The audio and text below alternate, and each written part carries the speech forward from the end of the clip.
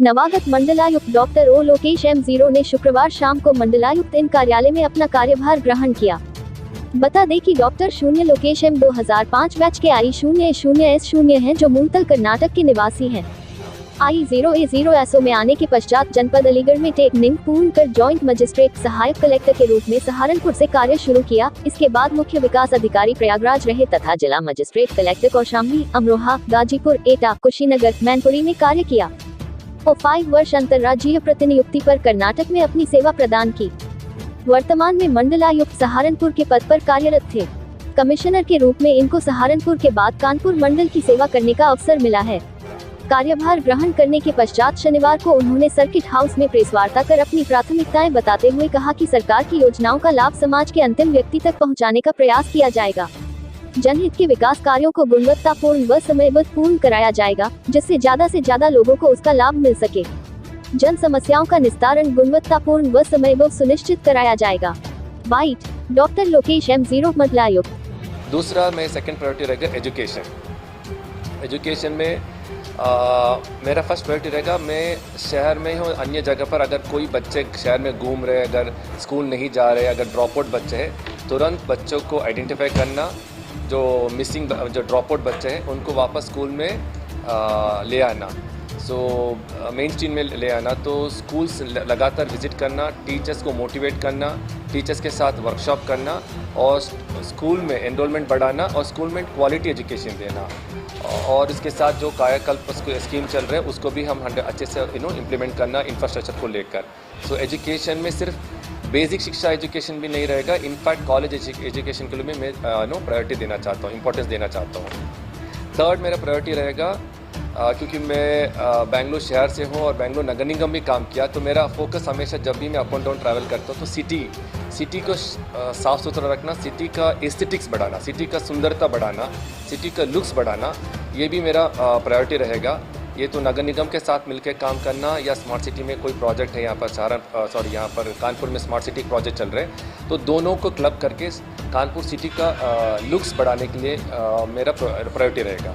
ये 3 प्रायोरिटी के साथ साथ अन्य जो भी स्कीम्स चलेगा, जैसे आंगनवाड़ी केंद्र चलेगा या इंजीनियरिंग वर्क्स में जो भी काम चल रहे, जो रोड का निर्माण चल रहा है या बिल्डिंग का निर्माण चल रहा है, उसमें गुणवत्ता के लिए ध्यान देना, उसको सही करना, तो हर काम में हमको मुझे इन्वॉल्व करना होगा और इसको अच्छे से करना होगा। ये मेरा प्रायोरिटी रहेगा।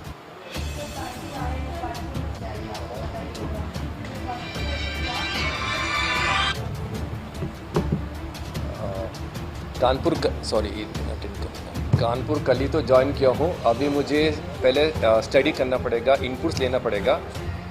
इसमें एक इंटीग्रेटेड ट्रैफिक मैनेजमेंट सिस्टम होता है, तो हमें स्टडी करना पड़ेगा कि integrated traffic management system apply हुआ है नहीं हुआ है।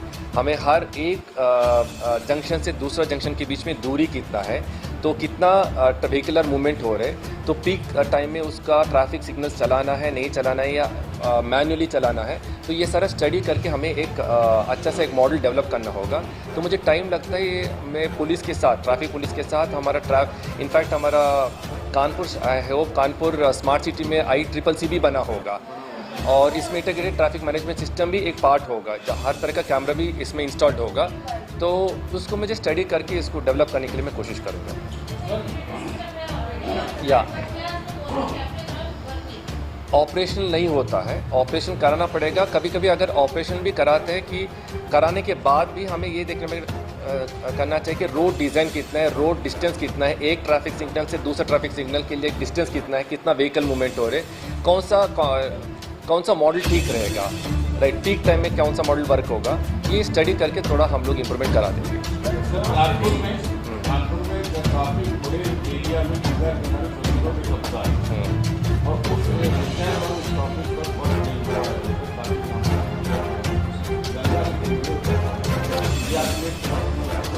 तो चैलेंजेस तो टेकअप करने के लिए तो हम लोग हैं, जैसे हम लोग सहारनपुर में से हिंडन नदी प्रदूषित हुआ था, माननीय मुख्यमंत्री जी का निर्देश था हिंडन नदी को सही करने के लिए। अगर कानपुर में गंगा नदी प्रदूषित हुआ है और गंगा नदी किनारे अगर कब्जा हुआ है, इसको हम स्टडी करेंगे, सर्वे करेंगे और इसको टेकअप करेंगे, लगातार मीटिंग करके उसको कमेटी सेटअप करके इसको भी अटेंड करेंगे जितना हो सकता है।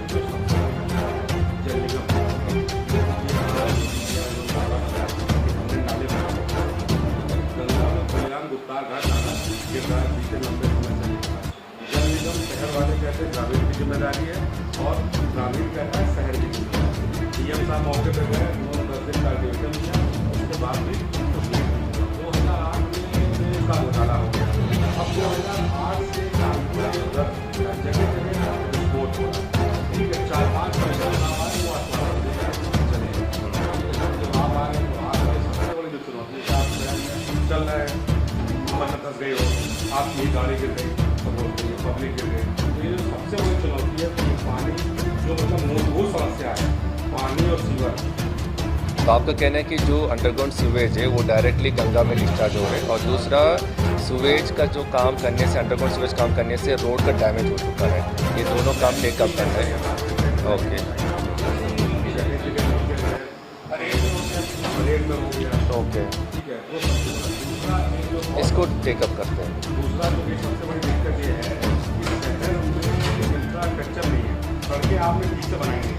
ट्रैफिक पुलिस जाम बुलवा के नहीं बदखाली चालान आप जाएंगे हो गए जहाँ पे आपका ऑफिस है, लगातार 7 दिन जाम रहेगा, संडे और सैटरडे अगर कम से कम हम लोग इंफ्रास्ट्रक्चर हम बातें कर रहे हैं बॉम्बे दिल्ली की, इंफ्रास्ट्रक्चर शहर में है नहीं।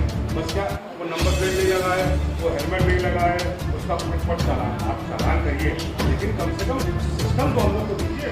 जनता को कोई एक सिस्टम पर जवाब होनी चाहिए, वो कुछ है नहीं। इसमें जनरली जो भी मेट्रोपोलिस टाउन होता है, कानपुर है, जो भी मेट्रो, तो हम इसमें पहले चीज़ आइडेंटिफाई करना होगा कि आर्टीरियल रोड कौन सा है। आर्टीरियल रोड मतलब जो रोड सुबह और शाम को मैक्सिमम ट्रैफिक लेता है, जिसमें ज़्यादा मैक्सिमम प्रॉब्लम हो सकता है, उन रोड को आइडेंटिफाई करना और उन रोड को कौन सा एरिया से ज़्यादा फीड हो रहा है ट्रैफिक, और वहाँ किस तरह का प्रॉब्लम है। रोड डिज़ाइन से प्रॉब्लम हो रहा है वहाँ पर ट्रैफिक, या कोई ब्लाइंड कर्व से, या वहाँ पर ज़्यादा ऑफिसर्स है, कारखाना है। ये सारा चीज़ हमें कंसिडर करते हुए इसको ऐसा नहीं कि कोई सोल्यूशन नहीं है, सोल्यूशन हम लोग निकाल सकते हैं आप लोगों के साथ, और यहाँ का जो नागरिक है उन लोगों के साथ भी बैठक करके हम लोग इसका सोल्यूशन निकाल सकते हैं।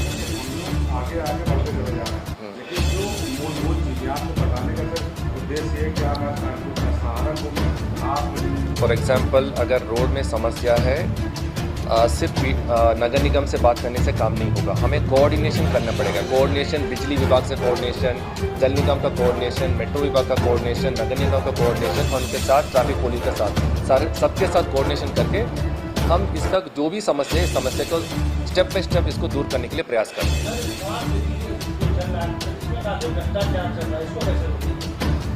इसको मैं चेक करना पड़ेगा किस तरह का इश्यूज़ बना है।